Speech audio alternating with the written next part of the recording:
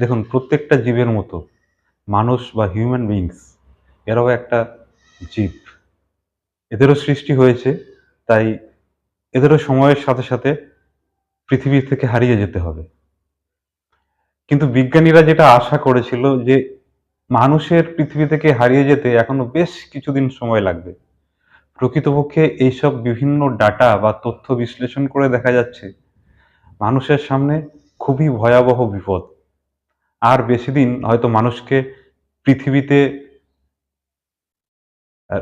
টিকিয়ে রাখা সম্ভব হবে কিনা এ বিষয়ে খুব একটা বড় চ্যালেঞ্জের মুখে চলে এসছে। বিভিন্ন প্রকারের গবেষণা করতে গিয়ে দেখেছে যে বর্তমান পৃথিবীতে প্রত্যেক ২ মিনিটের মধ্যে পৃথিবী থেকে একটি একটি করে প্রজাতি অর্থাৎ স্পিসিস হারিয়ে যাচ্ছে। অর্থাৎ সেই জঙ্গলের প্রায় ৭০% জীবন চিরতরে হারিয়ে গেছে। আশা করি আপনারা যদি এই দায়িত্ব গ্রহণ করেন, তাহলে আমরা আমাদের ভবিষ্যতের জন্যে আরেকটু সুন্দর করে পৃথিবীকে রেখে যেতে পারবো। সকল বন্ধুদের আমার প্রেমপূর্বক নমস্কার। সকল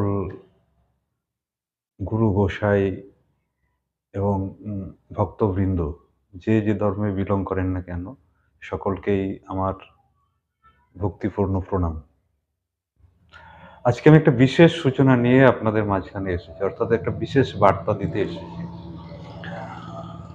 তার আগে আপনাদের একটা গল্প শোনাই আমি। দেখুন, উম আপনারা যদি লক্ষ্য করেন তাহলে দেখবেন আমাদের পরিবেশের থেকে ধীরে ধীরে হারিয়ে যাচ্ছে বিভিন্ন ধরনের প্রজাতিগুলো।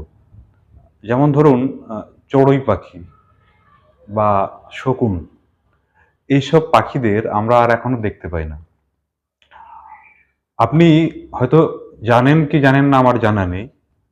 কিন্তু বিজ্ঞান নিরন্তর গবেষণা করে চলেছে এইসব বিভিন্ন প্রজাতিগুলোকে নিয়ে, এদের হ্যাবিট্যান্টস, এদের বাসস্থান, এদের জীবনযাত্রার উপর বিভিন্ন প্রকারের গবেষণা করতে গিয়ে দেখেছে যে বর্তমান পৃথিবীতে প্রত্যেক ২ মিনিটের মধ্যে পৃথিবী থেকে একটি একটি করে প্রজাতি অর্থাৎ স্পিসিস হারিয়ে যাচ্ছে।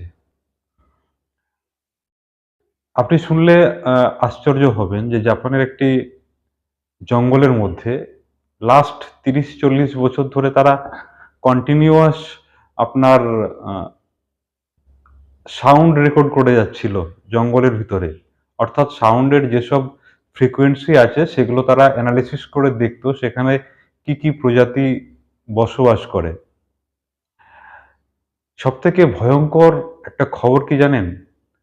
এই লাস্ট ৩০-৪০ বছরের মধ্যে এইসব যেসব ফ্রিকোয়েন্সি বা যেসব শব্দ ছিল, বিভিন্ন প্রাণী পশুদের যেসব শব্দগুলো রেকর্ড করা হয়েছিল, তাদের প্রায় ৭০% এখন আর শোনা যায় না।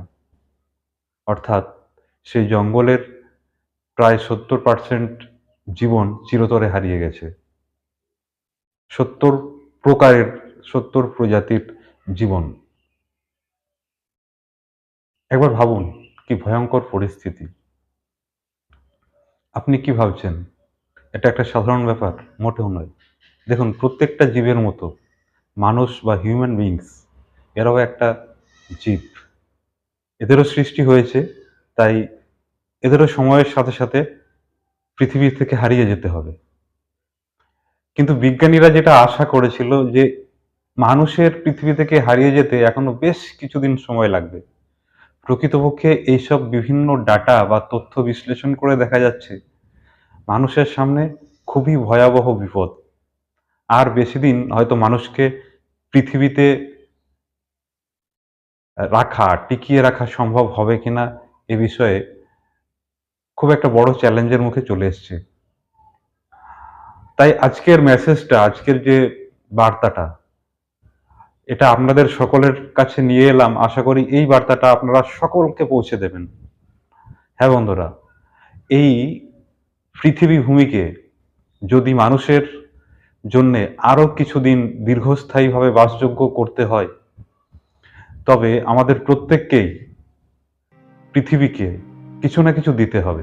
আপনারা লক্ষ্য করলে দেখবেন পৃথিবীর পরিমণ্ডল থেকে আমরা শুধু গ্রহণ করেছি, কখনো তাকে কিছু দিইনি, এবং যেটুকু দিয়েছি খুব খুব খুব খুবই নগ্ন, খুবই সামান্য পরিমাণ। তাই আমরা পরিকল্পনা নিয়েছি এবছর বর্ষায়, অর্থাৎ এই বর্ষার মনসুনের মধ্যে আমরা যদি কয়েক কোটি গাছ রোপণ করতে পারি।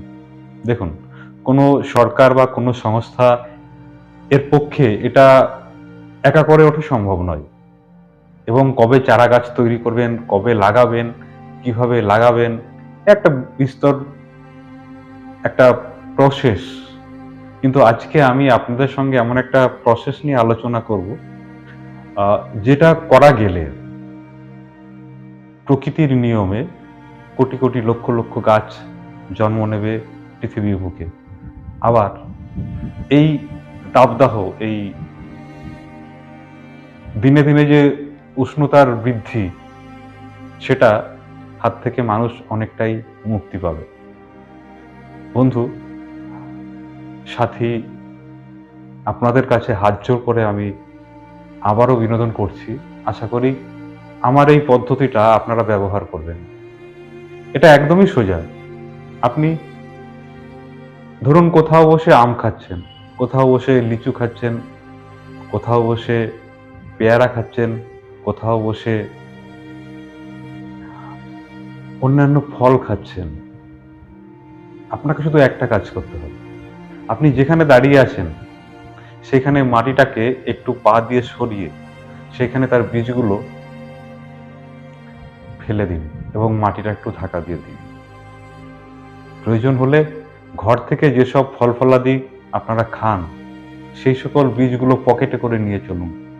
রাস্তার পাশ দিয়ে যেখানে ফাঁকা মাটি দেখবেন, যেখানে ফাঁকা মাঠ দেখবেন, যেখানে ফাঁকা জায়গা দেবেন রাস্তার পাশে, সেখানে একটু মাটিটা সরিয়ে বীজটা চাপা দিয়ে দেবেন।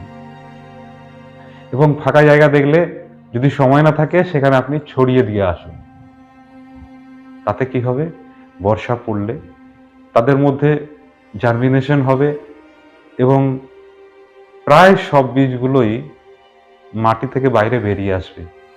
জীবন সংগ্রামে হয়তো এদের মধ্যে খুব অল্প পরিমাণে গাছ বেঁচে থাকবে।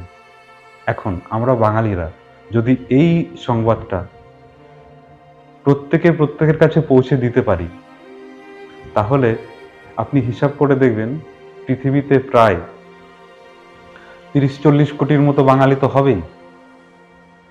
30-40 কোটি বাঙালি যদি 30-40 কোটি বৃক্ষের বীজ ছড়াতে পারি, তাহলে সেখান থেকে 2-4 কোটি বৃক্ষ তৈরি হবে, এই আশা আমরা করতেই পারি।